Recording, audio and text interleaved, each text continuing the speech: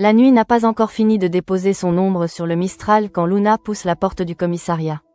Elle entre comme on trébuche dans un cauchemar, les traits tirés, la respiration saccadée, le regard accroché à une seule question qui lui brûle la gorge.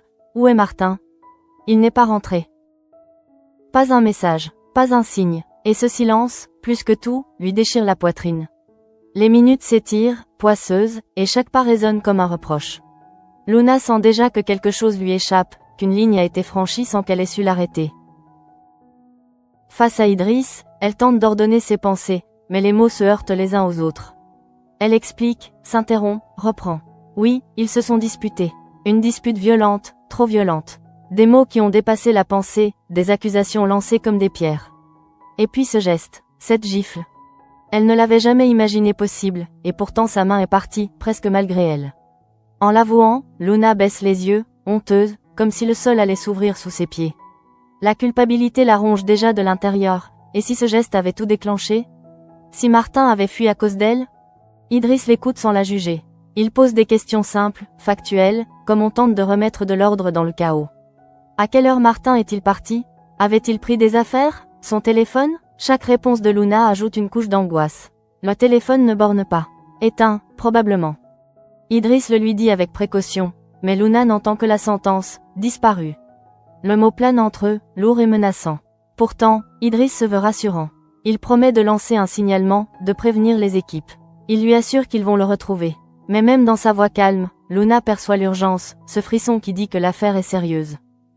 Pendant ce temps, loin du commissariat, Martin se terre dans un cabanon à l'écart, le corps tendu comme un ressort prêt à rompre. La nuit l'enveloppe, froide, humide, et chaque bruit lui fait lever la tête. Il a le sentiment d'être traqué, même quand personne ne le cherche encore vraiment. Son esprit tourne en boucle, la dispute, la gifle, le regard de Luna au moment où tout a basculé. Il ne sait plus s'il fuyait la colère, la honte ou simplement la peur de rester. Il n'a qu'une certitude, s'il reste à Aix, il est perdu. Alors il attend, tapi dans l'ombre, comptant les minutes jusqu'au rendez-vous qu'il a donné à Lucie. Quand elle arrive enfin, Martin sent un soulagement amer. Lucie a tenu parole. Elle lui apporte de l'eau, quelques gâteaux, des bananes, et surtout une veste, celle de Bauer, trop grande pour lui mais rassurante comme un abri improvisé.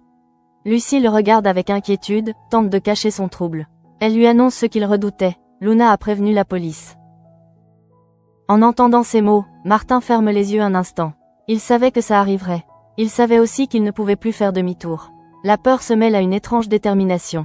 Il explique son plan d'une voix basse, presque mécanique, partir pour l'île, faire du stop, se cacher dans des utilitaires d'ouvriers. Se fondre dans le décor. Disparaître. Lucie tente de le raisonner, mais Martin n'écoute déjà plus vraiment. Dans sa tête, tout est calculé, les routes, les arrêts, les risques. Il se voit déjà à l'arrière d'un camion, recroquevillé sous une couverture, retenant sa respiration à chaque contrôle. Ce qu'il ignore encore, c'est que cette fuite va l'entraîner bien plus loin qu'il ne l'imagine, au cœur d'une nuit où l'horreur rôde. Au Mistral, l'agitation continue de monter. Luna, incapable de rester seule, cherche du réconfort. Elle trouve refuge auprès de Thomas et de Myrtha. Devant eux, elle laisse tomber le masque. Sa voix se brise quand elle évoque la gifle, la dispute, ce moment où tout s'est emballé. Myrtha la prend dans ses bras, lui murmure des mots doux, tente d'apaiser la tempête. Thomas, lui, cherche les phrases justes. Il parle de ses propres erreurs, de ses gestes regrettés qui arrivent parfois quand la colère déborde. Il évoque son histoire avec Gabriel, leurs disputes, leurs failles. Non pour excuser, mais pour rappeler que la violence, même isolée, laisse toujours des traces. Luna écoute sans vraiment entendre. Son esprit est ailleurs, accroché à l'image de Martin, seul, en danger peut-être. Elle se repasse la scène encore et encore, cherchant le moment précis où elle aurait pu s'arrêter. Et si elle l'avait retenu? Et si elle s'était tue? Chaque si est un coup de poignard. Elle se sent responsable de tout, même de ce qu'elle ne peut pas contrôler. Dans un autre coin du quartier, la vie continue pourtant, indifférente à ce drame intime. Ariane annonce à Zoé une nouvelle qui aurait dû être source de joie. Jawad a trouvé un super appartement pour la famille. Zoé hésite, se projette, imagine cette vie tous ensemble. La décision n'est pas facile, mais elle finit par accepter. Ce oui-là contraste cruellement avec le nom que Luna aurait voulu dire à la violence, avec le retour que Martin ne fait pas. Le Mistral est ainsi, les bonheurs et les peurs s'y croisent sans jamais vraiment se rencontrer. Au commissariat, Idriss fait le point. Les informations arrivent au compte-gouttes. Rien de concret, pas de borne téléphonique, pas de témoins. L'absence de Martin commence à prendre une autre dimension. Idriss sent la tension monter chez Luna, malgré ses efforts pour rester professionnel. Il sait que chaque minute compte, que chaque détail peut faire basculer l'enquête. Et pourtant, il n'a encore rien à se mettre sous la dent. Pendant ce temps, Martin met son plan à exécution. Il quitte le cabanon à l'aube, le cœur battant, et parvient à se glisser à l'arrière d'un utilitaire. L'odeur de métal, de poussière et d'huile lui prend la gorge.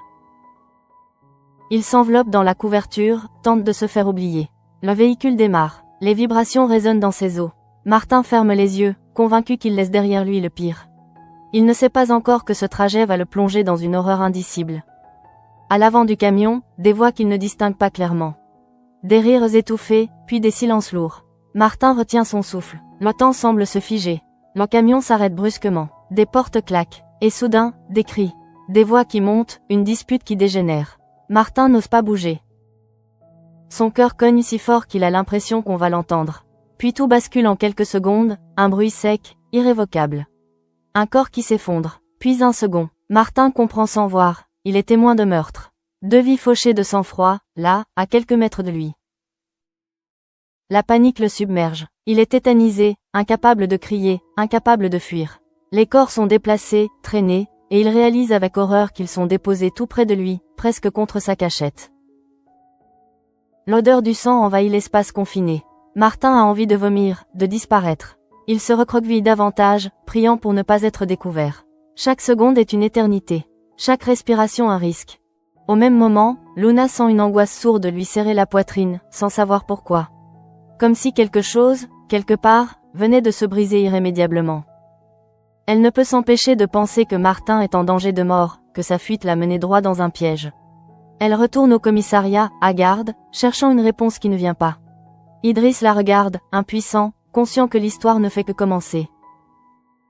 Et tandis que le soleil se lève sur le Mistral, éclairant des vies qui tentent de continuer malgré tout, une vérité glaçante s'impose. Martin n'est plus seulement un homme en fuite. Il est devenu un témoin gênant, caché sous une couverture, à la merci de criminels qui ne laisseront peut-être aucune trace derrière eux.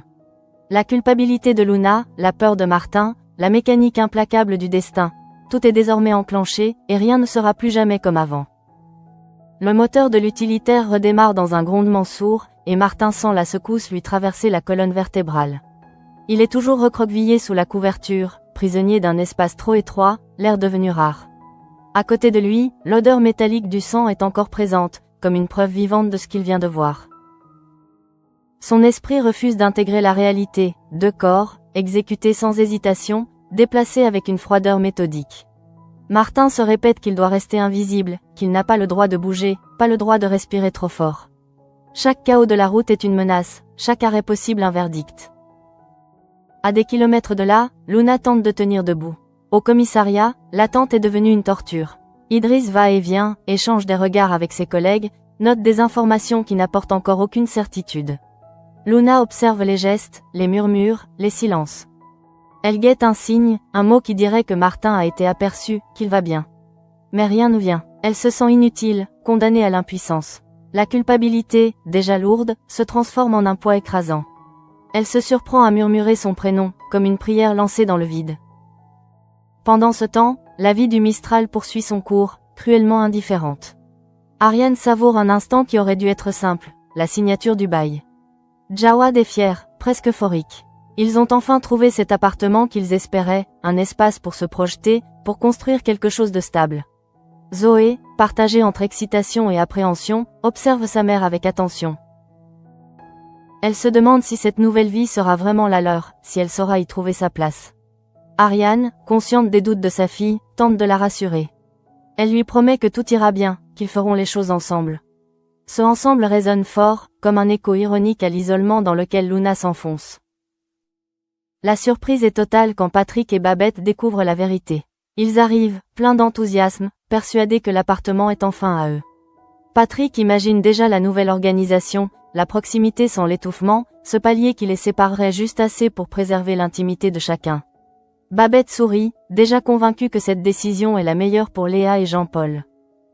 Et puis, le choc. Jawad et Ariane sortent, baille en main. Les mots se figent. Patrick comprend, trop tard, qu'il s'est porté caution pour eux.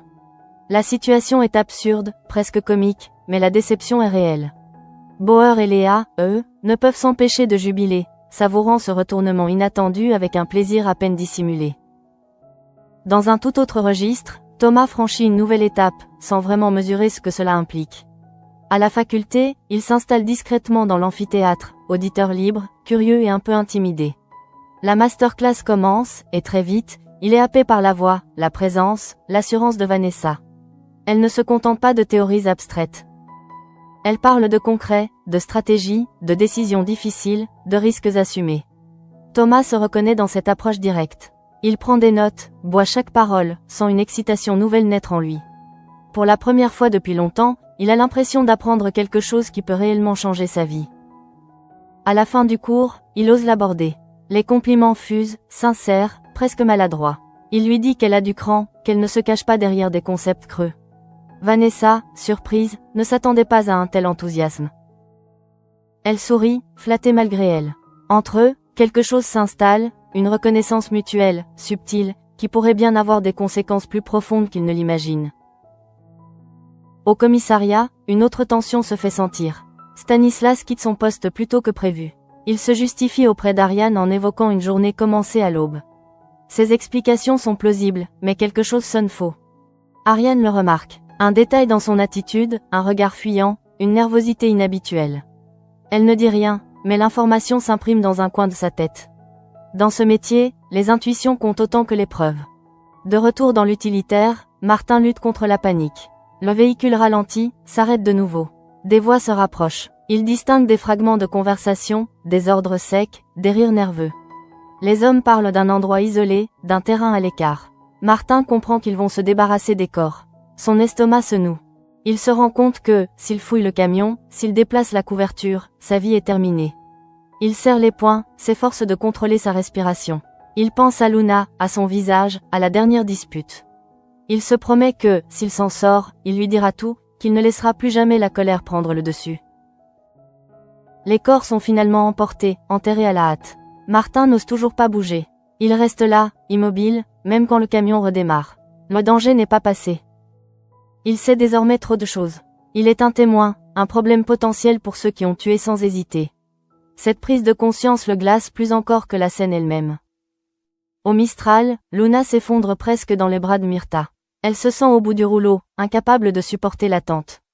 Thomas tente encore de la rassurer, de lui rappeler que les choses peuvent s'arranger, que Martin va peut-être rentrer. Mais les mots glissent sur elle sans vraiment l'atteindre. Elle a cette intuition terrible, viscérale, que Martin est en danger de mort. Une peur qui ne se justifie par rien de concret, mais qui s'impose avec une force implacable.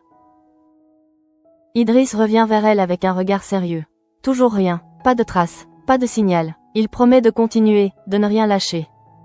Luna le remercie, mais au fond d'elle, l'angoisse se transforme peu à peu en une certitude sombre. Ce qui est en train de se jouer dépasse largement une simple fuite après une dispute. Quelque chose de beaucoup plus grave est à l'œuvre. Et tandis que la journée avance, que les intrigues s'entrelacent au Mistral, Martin poursuit son trajet vers l'inconnu, caché sous une couverture, portant le poids de 2 morts sur la conscience. Luna, elle, reste suspendue à un fil invisible, prisonnière de la culpabilité et de la peur. 2 destins liés par un geste de trop, désormais entraînés dans une spirale où chaque minute compte, et où la moindre erreur pourrait être fatale.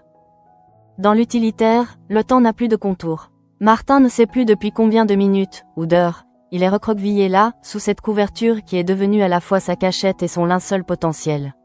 Chaque vibration de la route lui traverse le crâne, chaque freinage lui coupe le souffle. Il a froid, mais surtout peur. Une peur primitive, animale, qui lui martèle le cœur. Les images ne le lâchent pas, les visages des 2 victimes, la brutalité du geste, la manière dont leurs corps ont été manipulés comme de simples objets. Il se répète qu'il n'a rien fait, qu'il n'est qu'un témoin involontaire, mais cette pensée ne suffit pas à calmer la tempête intérieure. Être témoin, dans ce contexte, c'est déjà être condamné. Au commissariat, Luna tourne en rond comme une bête en cage. Les bancs, les couloirs, l'odeur familière des lieux lui donnent la nausée. Elle a l'impression que le monde continue à fonctionner normalement alors que le sien s'est arrêté. Chaque fois que la porte s'ouvre, elle sursaute, espérant voir Martin apparaître, vivant, intact, prêt à effacer cette nuit maudite. Mais ce sont toujours d'autres visages, d'autres urgences. Idriss garde un œil sur elle, conscient qu'elle est à la limite de la rupture. Il tente de la tenir informée, même quand il n'a rien de nouveau à dire, simplement pour ne pas la laisser seule avec ses pensées.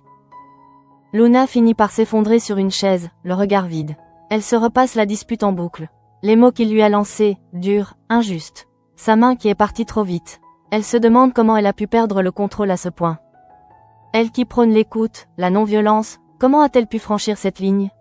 La honte s'ajoute à la peur, formant un mélange toxique. Elle se dit que, quoi qu'il arrive à Martin, elle en portera la responsabilité à jamais. Pendant ce temps, Ariane commence à assembler les pièces d'un puzzle qui la dérange. Le départ anticipé de Stanislas ne lui sort pas de la tête. Ce n'est pas tant l'heure que l'attitude, cette façon d'éviter son regard, cette justification un peu trop rapide. Ariane a appris à se fier à son instinct, et celui-ci lui souffle que quelque chose cloche. Elle n'a pas encore d'éléments concrets, juste une sensation diffuse, mais elle sait que ce genre de détail peut compter. Elle note mentalement de garder un œil sur lui, sans en parler à personne pour l'instant. À l'autre bout de la ville, Thomas repense encore à la masterclass de Vanessa. Il est rentré au Mistral avec cette énergie nouvelle qui lui donne envie d'avancer, de changer, de ne plus se contenter du quotidien.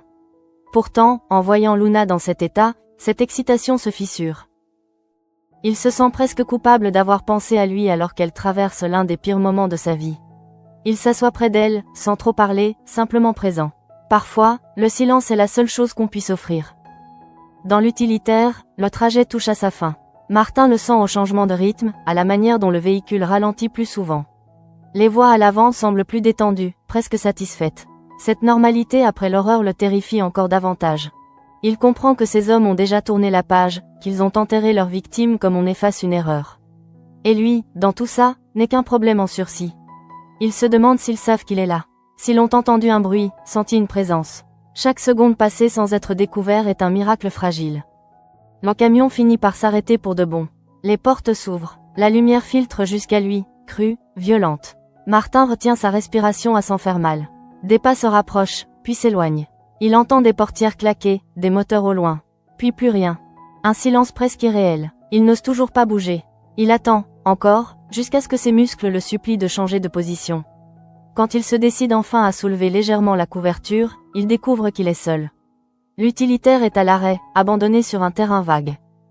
Il descend avec précaution, les jambes tremblantes. L'air libre lui brûle les poumons. Il a survécu, pour l'instant, mais il sait que ce n'est que le début. Les hommes qui ont tué ne laisseront pas un témoin se promener librement. Martin réalise qu'il est désormais en danger permanent. Chaque bruit, chaque silhouette peut être une menace. Il n'a plus le luxe de l'erreur.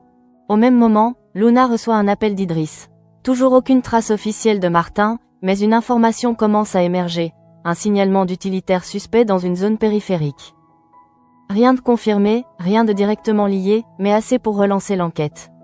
Luna s'accroche à ce mince espoir comme à une bouée. Elle se dit que, peut-être, Martin est vivant. Peut-être qu'il lutte, quelque part, comme elle lutte ici. La nuit commence à tomber à nouveau sur le Mistral, et avec elle une tension sourde. Les destins se croisent sans se voir. Martin, seul sur un terrain vague, marqué à jamais par ce qu'il a vu. Luna, rongée par la culpabilité, suspendue à la moindre nouvelle. Ariane, attentive à des détails qui pourraient tout changer. Rien n'est encore joué, mais une chose est certaine. La disparition de Martin a ouvert une porte sur une violence bien plus grande, et personne ne ressortira indemne de ce qui s'annonce. Le vent balaie le terrain vague où Martin s'est retrouvé seul, comme rejeté par le hasard après l'horreur. Il se tient debout quelques secondes, immobile, incapable de comprendre comment il est encore en vie. Ses jambes tremblent, ses mains aussi. Le silence qui l'entoure n'a rien de rassurant. Il est trop vaste, trop vide, comme une promesse de danger. Chaque bruit lointain résonne dans sa tête, chaque ombre devient une menace. Il se répète qu'il doit bouger, qu'il ne peut pas rester là, exposé, mais son corps met du temps à obéir. La peur a laissé une trace profonde, presque paralysante. Quand il se décide enfin à avancer, c'est avec la sensation étrange d'être déjà mort une première fois. Il marche sans but précis, cherchant à s'éloigner de cet endroit maudit. Dans son esprit, les images reviennent par vagues. Le premier coup, sec, irréversible, le second, tout aussi froid, puis cette manière presque mécanique de déplacer les corps. Martin n'avait jamais été confronté à une telle violence. Il se rend compte que cette nuit l'a changé à jamais. Même s'il s'en sort vivant, quelque chose en lui est irrémédiablement brisé. Au Mistral, Luna sent la fatigue la gagner, mais elle refuse de rentrer chez elle. Chaque mur lui rappelle Martin, chaque silence l'accuse. Elle reste au commissariat, comme si sa présence pouvait influencer le cours des choses. Myrta tente de la convaincre de se reposer, de manger quelque chose, mais Luna n'y arrive pas. Elle a l'impression que, si elle détourne le regard une seconde, le pire arrivera. Thomas reste près d'elle, discret, attentif. Il ne cherche plus à trouver des mots rassurants. Il sait que, parfois, la douleur n'a pas besoin de discours, seulement d'un témoin. Idriss, de son côté, sent la pression monter. L'affaire n'est plus une simple disparition inquiétante. Les éléments sont maigres, mais suffisamment troublants pour éveiller ses soupçons. Un téléphone éteint, une fuite improvisée, maintenant ce signalement d'utilitaire suspect. Tout cela dessine un tableau inquiétant. Il se promet de ne rien négliger. Chaque détail compte, même ceux qui semblent insignifiants. Il pense à Luna, à sa détresse, et se rappelle que derrière chaque dossier il y a des vies suspendues. Dans la rue, Martin se cache dans l'ombre d'un immeuble abandonné. Il sait qu'il doit reprendre la route, mais pas n'importe comment. Son plan initial de rejoindre l'île lui paraît soudain dérisoire. Comment voyager librement quand on a vu ce qu'il a vu? Il comprend qu'il ne pourra plus faire confiance à personne. Il envisage un instant de se rendre à la police, de tout raconter. Mais la peur l'en empêche. Et s'il ne le croyait pas? Et si les hommes qu'il a vus étaient déjà à ses trousses? Il se sent pris au piège, coincé entre la vérité et la survie. Pendant ce temps, Ariane continue de réfléchir au comportement de Stanislas. Plus elle y pense, plus ce détail l'agace. Elle se surprend à imaginer des scénarios, à relier des éléments qui, pour l'instant, n'ont rien de concret. Elle sait qu'elle doit rester prudente, ne pas se laisser emporter par des intuitions sans preuve. Pourtant, cette impression persistante ne la quitte pas. Quelque chose se trame en coulisses, quelque chose qui pourrait bien être lié à la disparition de Martin. À la fac, Vanessa repense brièvement à Thomas et à son enthousiasme sincère. Cela l'a surprise, touchée même. Dans un monde où elle est habituée aux flatteries intéressées, ce regard admiratif, presque naïf, l'a désarçonnée. Mais elle chasse vite cette pensée, d'autres urgences occupent son esprit. Elle ignore encore que ce moment partagé, anodin en apparence, pourrait devenir un point d'ancrage dans les jours à venir. La nuit tombe de nouveau, et avec elle une inquiétude diffuse. Luna sent ses forces l'abandonner. Elle s'accroche à l'idée que Martin est peut-être encore vivant, quelque part, en train de lutter. Elle se reproche chaque seconde passée sans lui dire qu'elle l'aimait, sans apaiser cette dispute avant qu'elle ne dégénère. Elle se promet que, s'il revient, rien ne sera plus comme avant. Plus jamais elle ne laissera la colère prendre le dessus. Martin, lui, trouve refuge dans un recoin sombre, à l'abri des regards. Il se recroqueville, tentant de reprendre son souffle. Il pense à Luna, à son visage inquiet, à la violence de leur dispute. Une vague de remords l'envahit. Il se dit qu'il aurait dû rester, parler, affronter. Mais il sait aussi que, ce soir-là, il a eu peur. Peur de ce qu'ils devenaient ensemble, peur de perdre le contrôle. Maintenant, cette peur a pris une autre forme, bien plus terrifiante. Les heures passent, lentes, oppressantes. Chacun, à sa manière, attend un signe. Un appel, une trace, une certitude. Mais le silence persiste, épais, presque cruel. Et dans ce silence, une vérité commence à s'imposer. La disparition de Martin n'est que le début d'une spirale sombre, où la culpabilité, la violence et les secrets vont s'entremêler jusqu'à menacer bien plus qu'une seule vie. La nuit s'épaissit autour de Martin comme une chape de plomb. Dans sa cachette improvisée, il lutte contre le froid et l'épuisement, mais surtout contre ses pensées qui tournent sans relâche. Chaque souvenir de la scène dans l'utilitaire revient avec une précision cruelle, le bruit sourd, l'odeur âcre, la certitude glaçante d'avoir frôlé la mort. Il sait qu'il ne pourra jamais oublier. Même s'il parvient à s'en sortir, cette nuit restera gravée en lui comme une cicatrice invisible. Il se demande combien de temps il pourra tenir ainsi, à se cacher, à vivre dans la peur permanente d'être retrouvé. Au petit matin, au Mistral, Luna n'a pratiquement pas dormi. Elle a fini par rentrer chez elle sous l'insistance de Myrta, mais le repos n'est qu'un mot creux. Allongée sur son lit, les yeux ouverts, elle fixe le plafond, envahie par un sentiment d'impuissance totale. Elle se lève, fait quelques pas, s'arrête. Chaque geste est mécanique. Dans sa tête, une seule question tourne en boucle. Et s'il était mort à cause de moi? Cette pensée la terrifie plus que tout. Elle sent les larmes monter, mais refuse de les laisser couler. Elle n'a plus la force de pleurer. Thomas passe la voir tôt, inquiet. Il apporte un café, quelques mots simples. Il ne cherche pas à minimiser ce qu'elle ressent, ne lui dit pas que tout ira bien. Il se contente d'être là, de partager ce silence lourd. Luna lui avoue qu'elle a peur de ce que Martin pourrait faire ou de ce qu'on pourrait lui faire. Elle a ce pressentiment terrible qu'il est mêlé à quelque chose de grave, sans savoir pourquoi. Thomas l'écoute, conscient que, parfois, l'intuition est plus lucide que la raison. Au commissariat, Idriss relance ses équipes. Le signalement de l'utilitaire le hante. Il recoupe les informations, tente de retracer les itinéraires possibles. Rien n'est encore suffisamment solide pour orienter l'enquête de manière définitive, mais il sent que ce détail pourrait être la clé. Il refuse de le laisser de côté. Derrière son calme apparent, l'urgence le gagne. Il sait que, si Martin est toujours vivant, le temps joue contre lui. Ariane, de son côté, ne parvient pas à se débarrasser de ses doutes. Elle repense à Stanislas, à ce départ anticipé, à cette nervosité inhabituelle. Elle n'a toujours aucun lien concret avec la disparition de Martin, mais son instinct lui souffle que certaines choses ne sont pas anodines. Elle commence discrètement à poser des questions, à observer davantage, sans alerter qui que ce soit. Elle sait qu'une enquête se nourrit parfois de patience et de persévérance, bien plus que de certitudes immédiates. Dans la rue, Martin tente de se remettre en mouvement.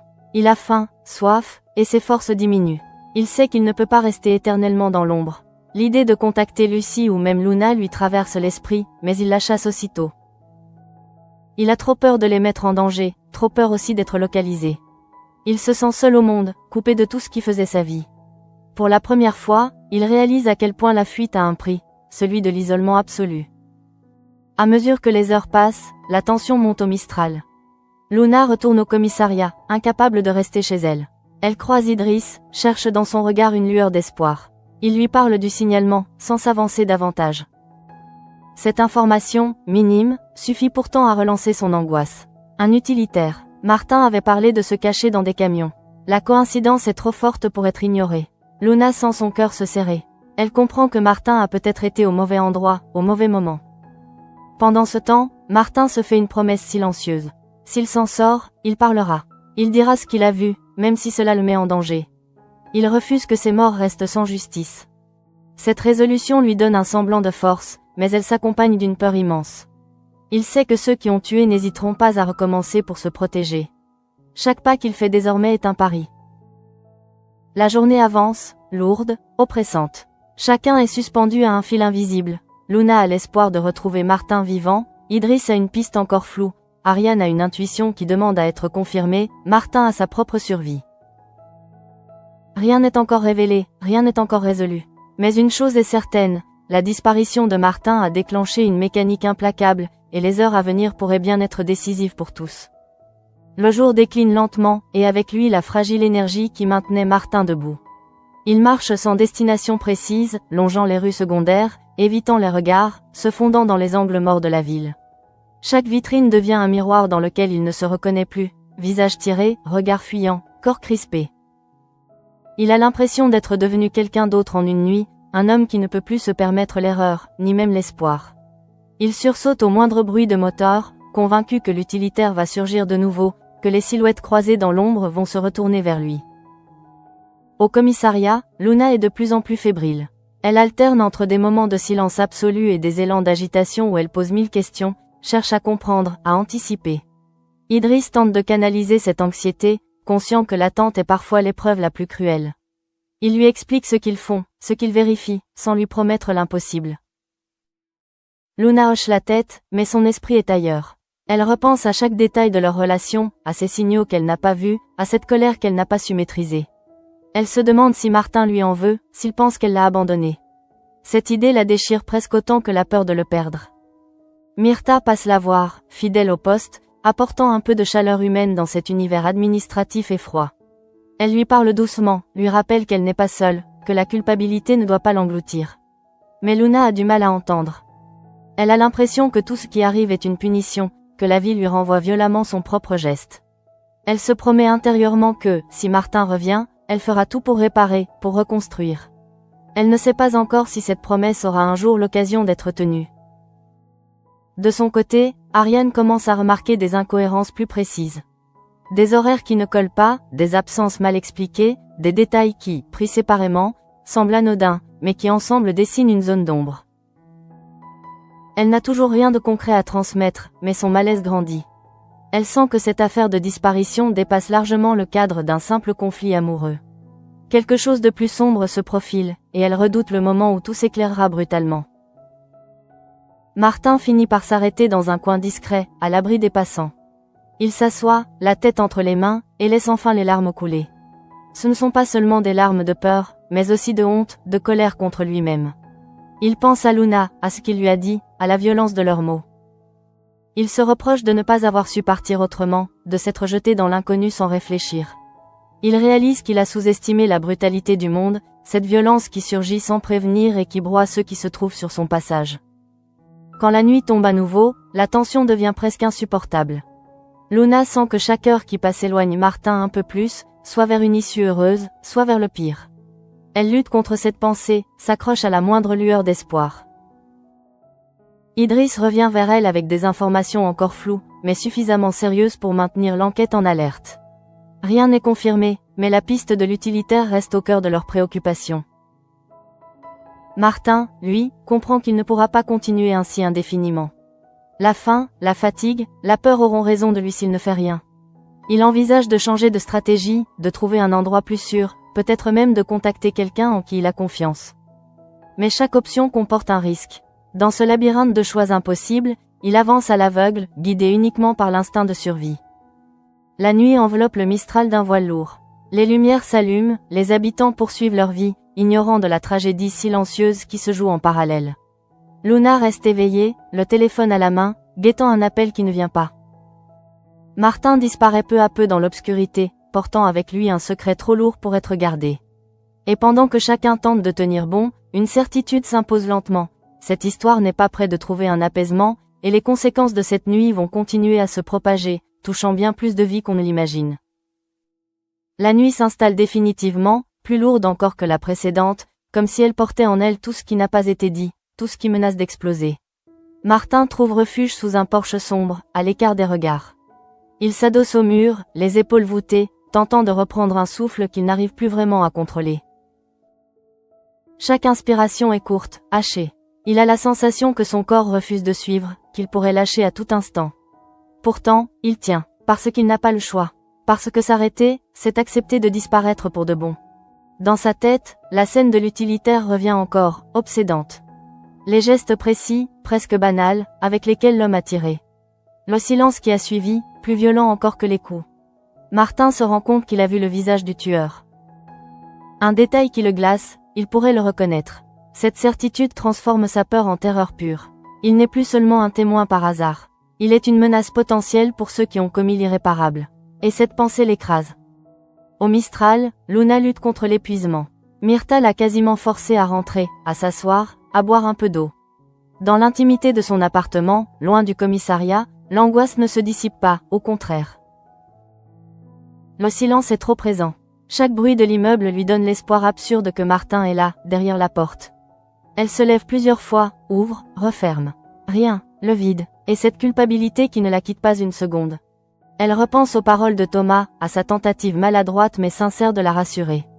Elle comprend ce qu'il voulait dire, sans pour autant parvenir à se pardonner. Pour Luna, la gifle n'est pas un simple geste regrettable. Elle est le symbole de tout ce qui a dérapé, de ce moment précis où elle n'a plus été fidèle à elle-même. Elle se dit que, quoi qu'il arrive à Martin, cette fracture restera. Même s'il revient, quelque chose entre eux sera irrémédiablement abîmé. Au commissariat, Idriss termine une longue journée sans résultat tangible. Les équipes sont fatiguées, mais la tension ne retombe pas. La piste de l'utilitaire continue de le hanter. Il sent confusément qu'ils sont passés à côté de quelque chose, que l'essentiel se joue ailleurs, hors de portée immédiate. Il sait aussi que le temps joue contre Martin. Chaque heure qui passe réduit les chances de le retrouver sain et sauf. Cette pensée l'empêche de relâcher la pression. Ariane, de son côté, ne parvient pas à se détacher de ses soupçons. Elle repasse mentalement chaque détail de la journée, chaque interaction. Le comportement de Stanislas reste une épine dans son esprit. Elle n'a aucune preuve, rien de suffisamment solide pour alerter officiellement, mais son intuition persiste. Elle sait que ce genre de malaise n'est jamais gratuit. Quelque chose cloche, et elle est déterminée à comprendre quoi. Martin finit par fermer les yeux, quelques secondes à peine. Son corps réclame du repos, mais son esprit refuse de lâcher prise. Il se redresse aussitôt, persuadé d'avoir entendu un bruit. Son cœur s'emballe. Il se rend compte qu'il vit désormais dans un état de vigilance permanente, incapable de se relâcher. Cette tension constante est presque aussi dangereuse que les hommes qu'il fuit. Elle l'épuise, l'affaiblit, le rend vulnérable. Dans la nuit, Luna se surprend à murmurer le prénom de Martin, comme si le simple fait de le prononcer pouvait le protéger. Elle se promet une fois de plus que, s'il revient, elle ne laissera plus jamais la colère prendre le dessus. Cette promesse devient une bouée de sauvetage mental, la seule chose à laquelle elle peut se raccrocher pour ne pas sombrer. Les heures passent, lentes, implacables. Martin survit, caché, terrifié, conscient que chaque instant gagné est une victoire fragile. Luna attend, rongée par la peur et la culpabilité, incapable de trouver le sommeil. Idriss et Ariane poursuivent leurs réflexions, chacun à leur manière, sentant que cette affaire est loin d'être ordinaire. Et dans cette nuit suspendue, tout semble indiquer que le danger est toujours là, tapi dans l'ombre, prêt à frapper de nouveau. Le temps semble s'être arrêté pour Martin. Chaque minute qui s'étire dans l'obscurité lui donne l'impression de vivre une éternité volée. Il ne sait plus s'il fait encore nuit ou si l'aube approche. Son corps est épuisé, mais son esprit refuse obstinément de lâcher prise. Il a compris une chose essentielle, ce qu'il a vu n'est pas un accident isolé. Ces hommes n'ont pas improvisé. Ils ont agi avec méthode, sans hésitation, comme s'il avait déjà franchi cette frontière morale depuis longtemps. Et lui, Martin, a été au mauvais endroit, au pire moment. Il repense à ce visage aperçu dans l'utilitaire. Pas longtemps, juste assez pour l'imprimer dans sa mémoire. Ce détail le hante plus que tout, parce qu'il sait que cette reconnaissance est une condamnation silencieuse. S'ils découvrent qu'il est encore en vie, ils n'hésiteront pas. Il en est désormais certain. Ce n'est plus une fuite, c'est une chasse à l'homme qui pourrait commencer à tout instant. À plusieurs reprises, l'idée d'appeler la police revient le frapper comme une évidence douloureuse. Mais aussitôt, la peur reprend le dessus. Comment expliquer qu'il se cachait dans un camion? Comment raconter 2 meurtres sans preuve, sans corps visible, sans rien d'autre que sa parole tremblante? Et surtout, comment garantir qu'il ne sera pas retrouvé avant même d'avoir fini sa phrase? Martin comprend qu'il est seul face à une décision impossible, parler et risquer sa vie, ou se taire et vivre avec ce poids. Pendant ce temps, Luna s'enfonce un peu plus dans l'angoisse. La nuit blanche laisse des traces profondes sur son visage. Ses traits sont tirés, son regard vide. Elle n'a plus de larmes, seulement cette douleur sourde qui s'installe dans la poitrine et refuse de partir. Myrtha veille sur elle, inquiète. Elle reconnaît chez Luna ce regard qu'elle a déjà vu chez d'autres, celui des gens qui se sentent responsables de l'irréparable. Luna ne cesse de refaire le film. Chaque mot prononcé trop fort. Chaque silence mal interprété. Et surtout ce geste, cette gifle. Elle aurait voulu pouvoir remonter le temps, se figer juste avant, retenir sa main, ravaler sa colère. À présent, ce souvenir la hante plus que la disparition elle-même. Elle a peur que Martin ne soit pas seulement perdu, mais qu'il se soit mis en danger à cause d'elle. Au commissariat, Idriss sent que l'affaire lui échappe. Les indices sont trop flous, trop fragmentés. Pourtant, quelque chose cloche. Cette disparition ne ressemble pas à une simple fugue émotionnelle. Le signalement de l'utilitaire, les horaires, l'absence totale de traces numériques. Tout indique une situation bien plus grave. Idriss commence à envisager l'impensable. Et si Martin avait été témoin de quelque chose? Et si sa disparition n'était pas volontaire, mais dictée par la peur? Ariane, elle aussi, ne dort presque plus. Les détails accumulés dans sa tête forment désormais un malaise persistant. Elle sent que la vérité est proche, mais encore hors de portée. Chaque intuition non vérifiée l'énerve. Elle déteste ce sentiment d'être à un pas de comprendre sans pouvoir agir. Elle sait pourtant qu'un simple élément manquant peut faire basculer toute une enquête. De son côté, Martin finit par reprendre la route, poussé par une urgence presque animale. Rester immobile, c'est accepter d'être retrouvé. Il avance prudemment, évite les grands axes, se cache à la moindre alerte. Il est sale, fatigué, méconnaissable. Plus il marche, plus il comprend que son ancienne vie est déjà loin derrière lui. Celle d'un homme ordinaire, avec ses disputes, ses contradictions, ses erreurs humaines. À présent, il est devenu autre chose, un homme en sursis.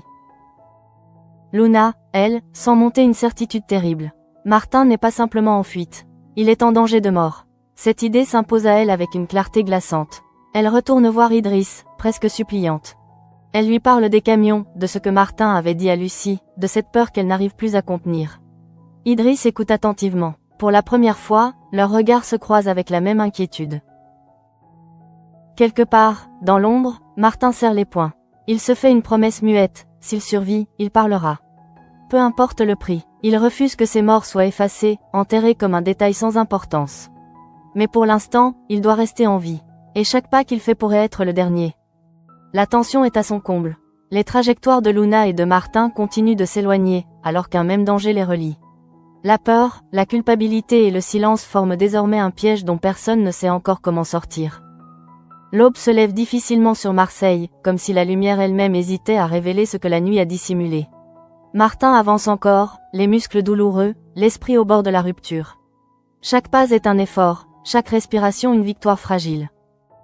Il n'a plus de plan clair, seulement cette obsession, rester en vie. Il sait désormais qu'il ne pourra pas continuer longtemps ainsi. La faim, la fatigue et surtout la peur finissent par user les volontés les plus solides. Dans un moment de lucidité douloureuse, Martin s'arrête. Il s'appuie contre un mur, ferme les yeux. Les images des deux meurtres reviennent, mais cette fois, quelque chose change. Ce n'est plus seulement la peur qui domine, c'est la colère. Une colère froide, dirigée contre ces hommes qui ont pris des vies comme on écrase un insecte, et contre lui-même pour avoir fui sans réfléchir. Il comprend alors qu'il n'a plus vraiment le choix. Se taire, c'est accepter que ces morts restent sans justice. Parler, c'est risquer sa propre vie. Mais continuer à fuir, c'est déjà mourir à petit feu. Au même moment, au commissariat, Luna est au bout de ses forces.